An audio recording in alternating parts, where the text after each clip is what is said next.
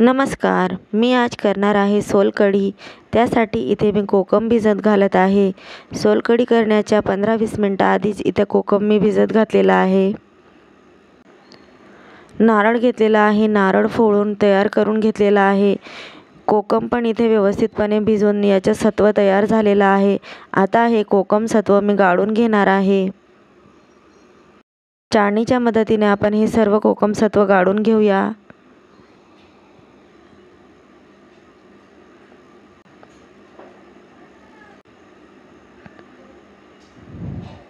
सर्व कोकम सत्व इथं गाळून तयार आहे। आता मिक्सरच्या भांड्यामध्ये खोबरं, बीट, एक आल्याचे तुकडा, एक हिरवी मिरची, एक लसणाची पाकळी, थोडंसं जिरं आणि पाणी घालून मिक्सरमध्ये याचे बारीक वाटण करून घेतलेलं आहे। आता वाटून घेतलेलं खोबरं पातेलीवर चाळण ठेवलेली आहे, त्यात कॉटनचा रुमाल घातलेला आहे, त्यावर हे सर्व वाटलेलं खोबरं घालून पिळून याचा आपल्याला ज्यूस काढून घ्यायचा आहे।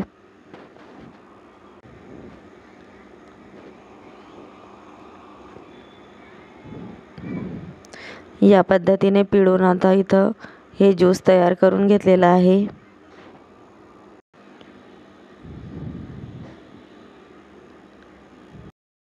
इथे आता बर्फ घालणार आहे। चवीनुसार काळं मीठ आणि साधं मीठ घालायचं आहे। आता जे तयार केलेलं कोकम सत्व होतं ते घातलेलं आहे। बारीक चिरलेली कोथिंबीर घालत आहे। चमच्याच्या मदतीने व्यवस्थित मिक्स करून घ्यायचे आहे।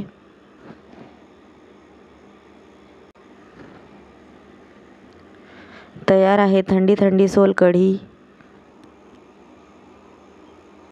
व्हिडिओ आवडल्यास लाईक करा, शेअर करा, कमेंट करा, चॅनलला सबस्क्राईब नक्की करा। धन्यवाद।